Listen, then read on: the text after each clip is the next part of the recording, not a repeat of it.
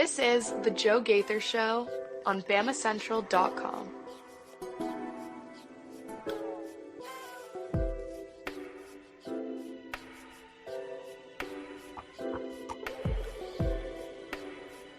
Good afternoon, Tuscaloosa, Internet World, West Alabama. How we doing today on this Friday? Hope you guys are getting ready for what might be a fun holiday weekend for you guys. It's going to be a big Memorial Day around here. Always want to remember the reason for Memorial Day as you guys are getting ready for your long weekend. We want to say thank you to the troops and everyone who makes it possible to live in the United States of America. Thanks for everybody for joining us today on our Friday edition. You can watch us on YouTube, on Facebook, or on Twitter. You can listen to us on Apple Podcast, Amazon, or Spotify. We appreciate everybody who has subscribed, rated, or reviewed the show. You can tell your friends about the show and get them to jump on in as we're trying to grow a little bit here and there. What are we going to do today on a Friday? There's a lot going on, a ton going on, really. Let's see. I got a bunch of things on my notes. Alabama football players working out in Tampa this past week. I've got the NCAA lawsuits kind of resolution there. Alabama's playing Tennessee. They're actually getting underway to play Tennessee right now. You can follow all the updates, our live updates on BamaCentral.com. Katie Wyndham manning the live updates for Alabama against Tennessee in the NCAA Super Regional.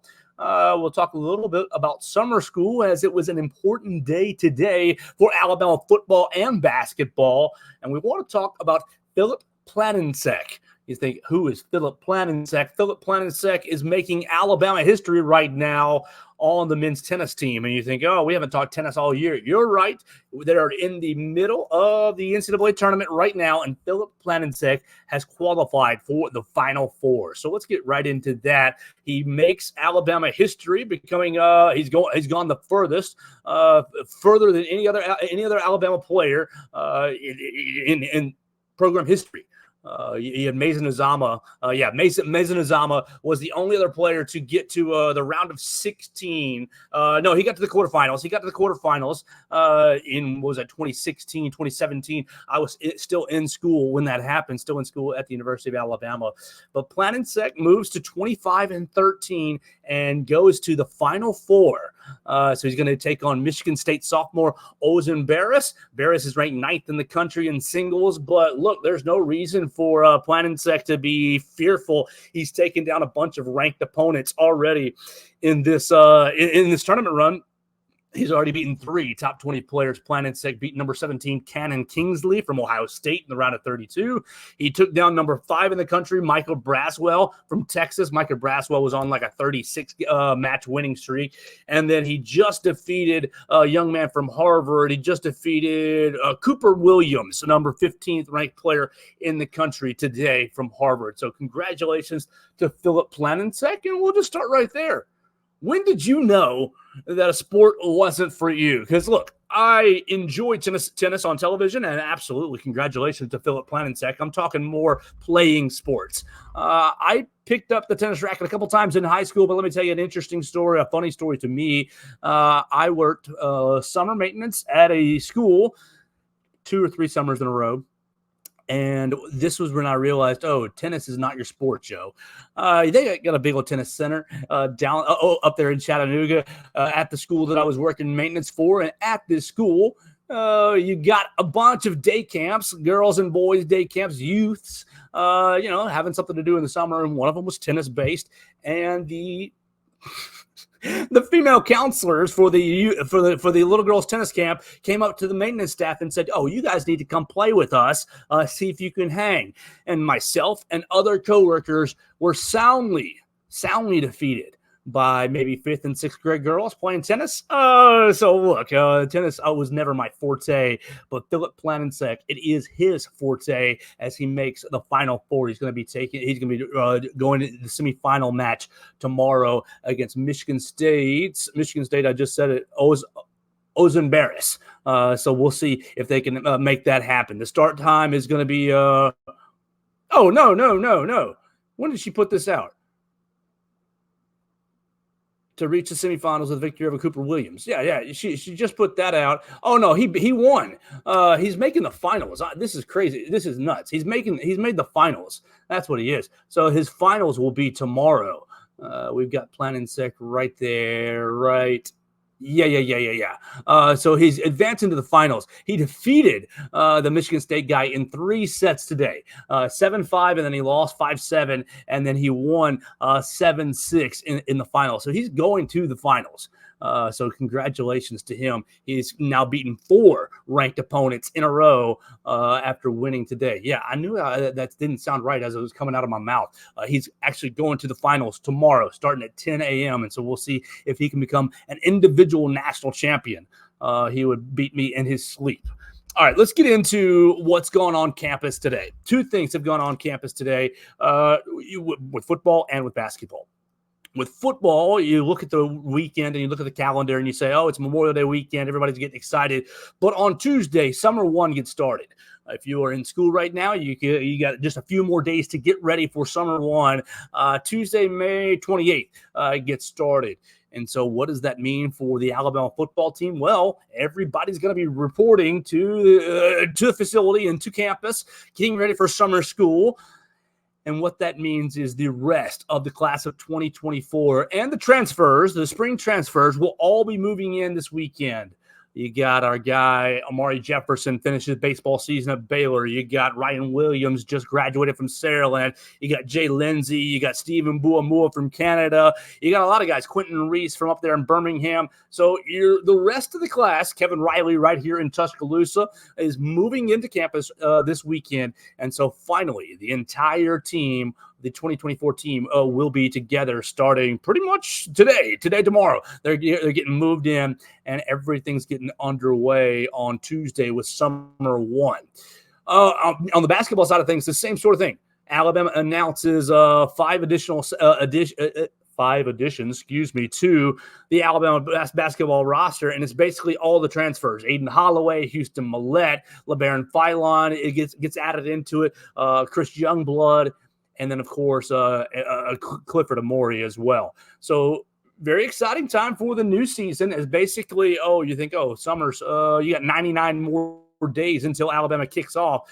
Well, everybody's moving in this weekend if you're on the football or basketball team, and you get started on the new year. So I think that's a very exciting thing. What also excited me this past week was seeing Jalen Milroe, Ty Simpson. You saw Devontae Smith. You saw a lot of Alabama players down in Tampa. Now, look, Jalen Milroe did this last year with a lot of with a handful of the Alabama football players.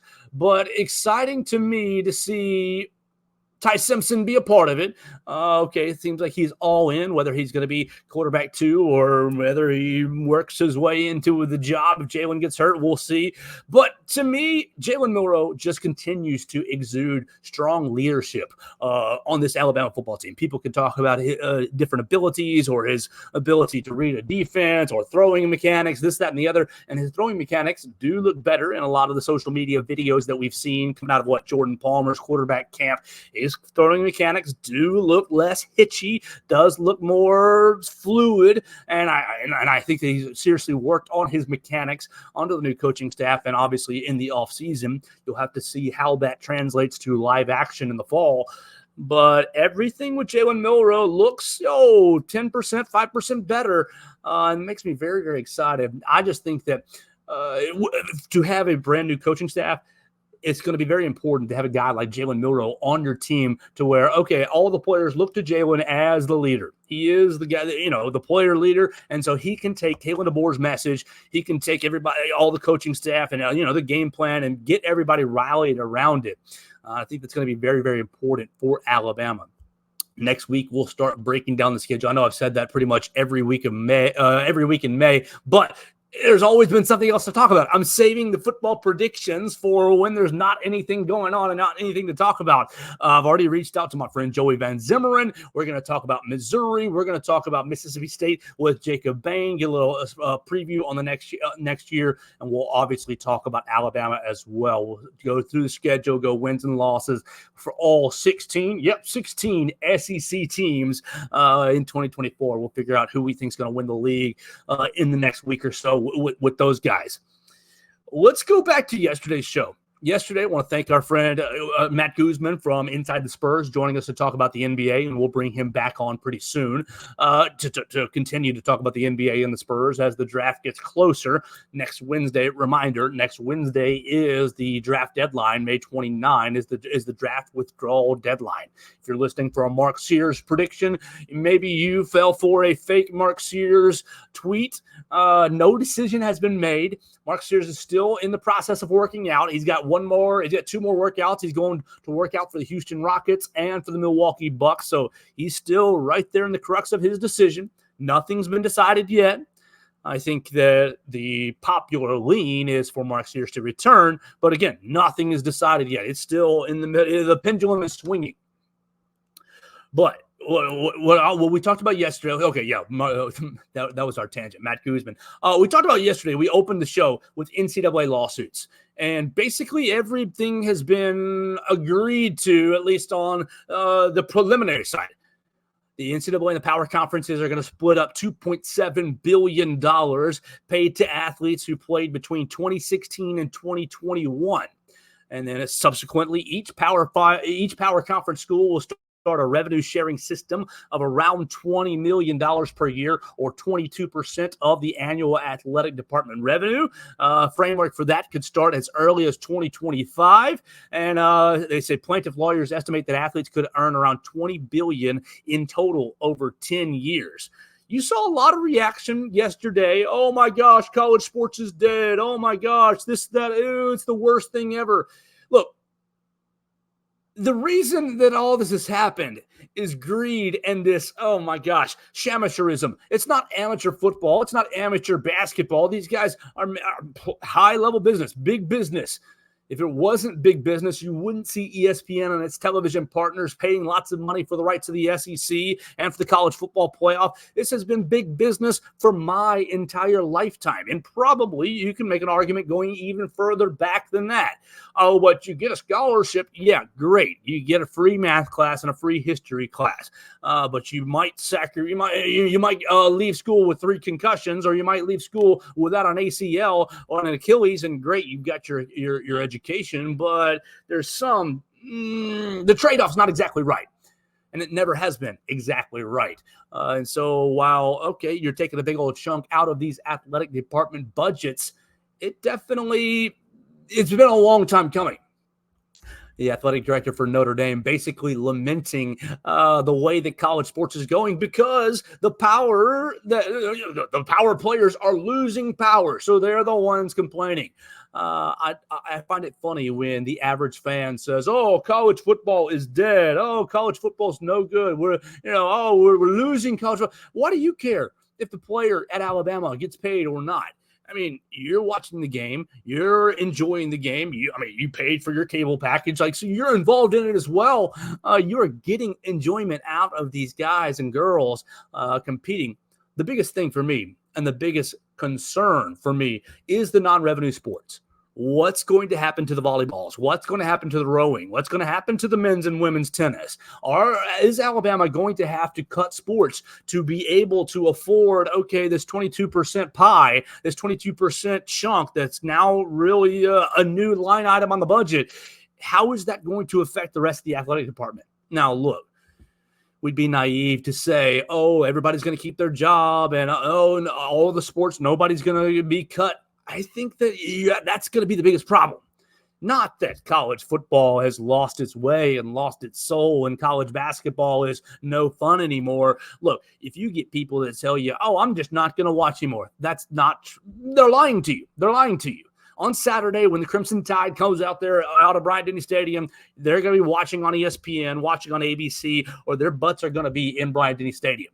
Fans are fans, and you're not going to – you might, but I think it's going to be a very, very rare case where a guy says, you know what, these players are getting paid, there goes my enjoyment. I think that's a silly thing to suggest because they were getting paid last year with NIL. They were getting paid the year before with NIL. And you can go all the way back to SMU. Many of them, not all, but a good percentage were getting paid in different ways throughout the course of my entire lifetime. So I don't think the college sports are going to change. I think that you're going to be able to ask the athlete to do a little bit more now. You're going to say, okay, athlete X or Y or Z, you got to show up on campus at this spot or show up in Tuscaloosa at that spot. I think you're going to be able to ask the athlete to do a bit more now. And so we'll see just kind of how it falls and how the trickle down effect really applies here to Tuscaloosa, applies to Mississippi State, and applies to Missouri. I think, schools like Mississippi State, where football, obviously is king, it's king everywhere in the SEC, but how is it going to affect these smaller sports, these non-revenue sports? Now, Alabama's got a lot of sports that are club sports, most notably lacrosse and men's and women's hockey, that are not scholarship sports. Are you going to see maybe some of these sports like tennis, like rowing, like maybe volleyball, opt instead to, okay, we're not a scholarship sport anymore. We're not competing in the NCAA anymore. I wonder how that's going to affect. And really, are these coaching salaries that have gone through the roof? And honestly, I have no problem with them going through the roof, but are these coaching salaries that have gone through the roof over the last 15 years, are they going to get reined in just a little bit? I think that it's going to take a creative athletic director. I think it's going to take a forward-thinking athletic director. And for that, I'm very grateful that Alabama has Greg Byrne. But, all this talk over the last 3 years, Alabama needs a new basketball arena. I think that's out the window at the moment. Now, obviously, there's different pieces of the pie. There's some of the money's coming from different places. But as far as Alabama investing in, we're going to re-up and spend a lot of money on facilities. Shoot, they just got $20 million a year added to their budget, basically as an expense. I think that any talk of a new arena and other capital projects are going to be put on hold for 2, 3, 5 years until these bigger athletic institutions can decide and determine exactly what this is going to look like and how much it's going to really change the dynamic of their athletic department. So we're still watching the NCAA lawsuits because they've still got a long way to go. Yes, this settled yesterday. All the power players settled yesterday, agreed to a settlement, but now the fun part comes out. Okay, how are we going to agree to pay this $2.7 billion? And is it going to be, a lump sum? No, it's not. Is it going to be prorated? Probably. Who gets the prorated? Is it all going to the football players? Do the women's basketball players get any? How do you determine who gets what? Obviously, the $2.7 billion is kind of a eye-grabbing headline that Alabama, is not going to be paying $2.7 billion. Just divided up amongst the power schools. But from 2016 to 2021, these players and athletes that are trying to get involved, hey, we missed out on NIL. It's not fair. It's not fair. It's going to take a long time, I think, for them to agree on the way that they divided up the payment schedule and really who's responsible for what money. Is Alabama responsible for a bigger piece of the pie than South Carolina or Mississippi State? Is Alabama responsible for a bigger piece of the pie than maybe Kansas State? Because of, obviously, look, we're not stupid here. The brand of Alabama is one of the 3 biggest brands in college sports, 4 or 5 biggest brands in college sports. I want to be disrespectful of anybody, and because of that, does that mean that Alabama is responsible for a bigger piece of this $2.7 billion than, say, a Wake Forest? I don't know. I think that's still going to be determined with the lawyers and in the settlement, and I think that's going to be very, very interesting to see going forward. Speaking of money in sports and tiers, and we've talked a lot about EA Sports, and we've talked a lot about the new video game, the new college football game. Look, we've got our friends Clicked Media, who has reported the schools are getting paid. Not only is Jalen Milroe getting paid for his name, image, and likeness in the game, and that's great. A lot of them got a set settlement for that. Jalen Milroe, Ryan Williams, everybody that you're going to be playing with in the game got themselves some money. But it comes out today, Clicked Media has said or reported that, okay, all the schools, 134 schools that are opted into EA Sports video game, all got paid as well, got payments as well. Basically, we're paying Alabama so we can put the put the licensing, use Yay Alabama's fight song and use the right color tone. And I found it very interesting the way they structured these payments. Obviously, going back to the earlier point, Alabama, one of the 3 to 5 biggest brands in college sports and in college football. Certainly, you're paying Alabama more than you're paying San Diego State. And comes out that it's true. There are 4 payment tiers. 4 payment tiers. Tier number 1 got paid just under $10,000. Tier number 3 got paid just under $40,000. Tier number 2 got paid just under $60,000. This is $9,987, $3,995, $59,925. And then tier number 1 got paid just under $100,000 per school from EA Sports just to use their logos and just to use Bryant-Denny Stadium and just to use the right color scheme and just to use Big Al. Alabama's athletic department got a $100,000 payment from EA Sports. So you ask, who's in tier number 1 with Alabama? And I was a little bit surprised by a couple of these.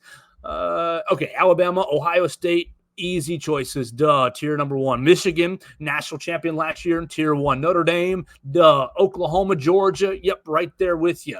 LSU, Oregon, I'm still right there with you. And then you get 4 schools that are not bad schools. No, not bad at all. But I was just a little surprised that these 4 schools ended up making the tier 1 rankings for EA Sports. Oklahoma State, Penn State, Utah, and Iowa. And if you dig in a little bit further into why some of these schools were chosen, these are based on final finish rankings in the AP poll over the last 10 years, from 2014 to 2023. And so you've got, 2, 4, 6, 8, 10, 12, 13 schools that are in tier 1 getting this $100,000. And that's great. Roll Tide. Alabama's a part of it, and they should be. That should have been one of the easiest no-brainers. They're the first school on the graphic here from Clicked Media. But interesting schools in number 2.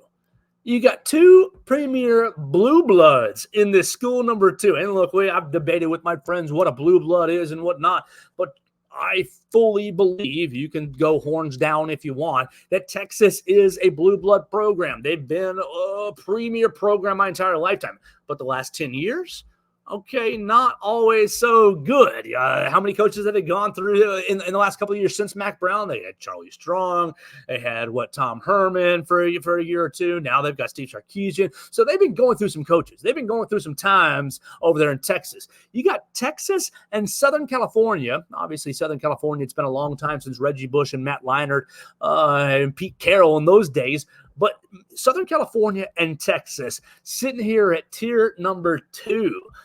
And while, the AP poll and these results speak for themselves for the last 10 years, I wonder how these Texas fans and how these USC fans are going to receive this news. And moreover, one more school that thinks they're a blue blood that's not. Tennessee is in this tier 2 ranking. Tennessee and Auburn in this tier 2 ranking. How many of these daggum SEC schools are here? Oh, let's count them.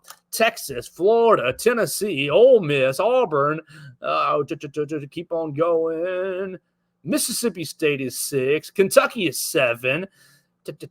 Texas A&M is 8. And Missouri is 9. 9 schools from the SEC in this tier number 2 got themselves a $60,000 payment just to use their logos and their color schemes and their mascots and their fight songs. Just an interesting tidbit for us. Any tier 3s in the SEC? Yep, Arkansas right there. Arkansas, you scroll on down, you look. Arkansas is in tier 3, and our friends are Vanderbilt. Do I see our Vanderbilt in tier number 4? Yep, Vanderbilt in tier number 4. That makes sense. All right, so there's your SEC. You agree? You putting Georgia, LSU, and Alabama are your tier 1 schools in the SEC. Well, now you've got Oklahoma as well. I think it's going to be a lot of fun to check out this EA Sports video game. Obviously, we've gone back and forth on what it's going to be and if it's going to be worth it. You've got writers at AL.com basically saying, don't get your hopes up, you're going to get disappointed. And I think that's the most stick in the mud opinion ever. Look, you haven't played the game in 10 years. It's going to be satisfactory. It's going to scratch that itch for the people who do play video games. I think it's a good thing for these Alabama football players to get themselves in a game. But Mike Elko had some very interesting comments, the new Texas A&M head coach. had some very interesting comments yesterday about video games. Let me make sure so I can pull it up verbatim. Video game. Yeah. This was yesterday, right? Mike Elko from Texas A&M basically says, let's see if I can get the quote. Yeah, in full disclosure, because I've been a part of this before, you can't imagine how much the release of a hot new video game can impact your football team, Elko joked during an appearance at the Houston Texas A&M Football Club. I remember going all the way back to when it was the second Call of Duty game, and it got released in October in the middle of one of our football seasons. We literally were having meetings with our defense about why it was not good to stay up until 4 a.m. playing Call of Duty. We had practice at 7 a.m. the next morning. I think that's funny that these coaches are at least in tune with what's going on. I mean, how could you not be? I'm sure that it's been essentially the subject of conversation over the last month or so inside these buildings. Now, obviously, a lot of these guys are on summer break and are doing other things like these guys are in Tampa, these Alabama guys. But I imagine the conversations have been heated. Oh, I can't wait to play Billy. I can't wait to play Steven. I'm going to take my own character and I'm going to score 10 touchdowns. Whatever the case may be, I'm sure the trash talk is flying. I wonder if there will be any sort of rules and regulations in the building about, hey, at 10 o'clock, all the video games go off. Because, you know, Alabama, they've got that nice players lounge over there in the Malamore Athletic Facility. I wonder if there's got to be any sort of rules or restrictions about, hey, we gotta make sure we're getting to bed on time. Now, the game's not getting released in the middle of October like that Call of Duty game was. And Modern Warfare 2, I think I had that as well as probably a 13, 14, 15-year-old, whatever the case may be. And great game. I can see why people were staying up way late for it. But this game's not going to be coming out in November. It's coming out in July next month. Mid-July. And I know that a lot of people are really, really excited about it. Maybe for the Alabama faithful or for the people who are, the college football faithful, they can get it out of their system, play a lot of games, and get it out of their system before fall camp gets started. I want to go to one more topic today, and we've been hanging out here on the Joe Gaither Show on YouTube, Facebook, and Twitter. You're listening to us on Spotify, Apple Podcasts, and Amazon. I want to go to one more topic today, and that is NCAA Super Regionals. Alabama's taking on the Tennessee Vols right now. Let me see. It's 3:30. Let's see if we can get a scoreboard update. Alabama softball. Little update. Alabama softball. We'll see where they are. I know they've probably played. Yep. Top of the second inning. Alabama won. Oh, yes. Alabama won. Tennessee 0 after the first inning. Did Alabama fix all of its hitting woes this past weekend in the regional? If you can take this first game against Tennessee, oh my gosh, Coach Murphy talked about the pressure on Tennessee on Wednesday, basically saying, oh, we're going in there carefree. We're playing them at their house. They're the favorite.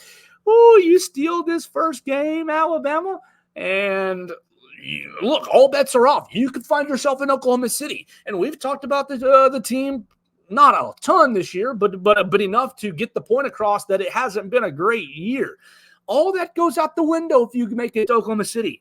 And that's the magic of some of these sports. Like, yeah, you've been riding the roller coaster of, oh, my gosh, this team is tough to watch. They can't hit consistently. Oh, they're wasting all this good pitching. But in 2 weekends, you go last weekend, you explode, and you get to the and you get out of regionals pretty much in emphatic fashion, really 3-0 in regionals, and then you go up to Knoxville, you take a 1-0 lead right here. I think that the girls are in a very dangerous mindset for other opponents. They're in a very dangerous, hey, we've had a not so hot year, but we have a chance to really salvage and really make something of it. And look, they're making something of it right there in Knoxville right now. And I find that to be awesome for them. Top of the second, Marley Giles trots to first base after being hit by a pitch. Okay, so great. That's 2 minutes ago. You got Marley Giles on first base in the second inning, and you guys can pay attention to that all weekend long. It's going to be a 3-game series in Tennessee. Katie Wyndham's covering it for us at BamaCentral.com. You can follow it right there on the front page at BamaCentral. We're going to get out of here for the day. I believe I'm going to do a show tomorrow with our Mississippi State correspondent, Jacob Bain, Mississippi State has had an incredible SEC tournament. We're getting into the meat of college baseball. The latest D1 baseball rankings still have Alabama as a 3 seed going to Norman, Oklahoma. Oklahoma, Nebraska, Alabama, Southeast Missouri State. That looks like your regional for the Crimson Tide baseball team. So we're going to try to get in touch with our friend Jacob Bain tomorrow to hear about Mississippi State's baseball team and their postseason outlook, and then we'll reconvene with him at another time to talk football and get a kind of a preview on what Jeff Levy and them boys are doing. We'll get out of here for the day. We'll be back with you tomorrow and give you a bonus show on a Saturday. We're trying to wrap some things up and do some things a little bit differently on the Joe Gaither Show. Spread our wings just a little bit into the Walsh Writing Network, these other programs on these other websites that we are part of. I appreciate everybody who's joined us on BamaCentral and BamaCentral.com. I appreciate everybody who's chimed in on the comment section at Joe Gaither 6. You can always find me on your favorite social media machine. We'll get out of here for the weekend. We'll be back with you tomorrow. Hope you guys have a happy and safe Memorial Day weekend.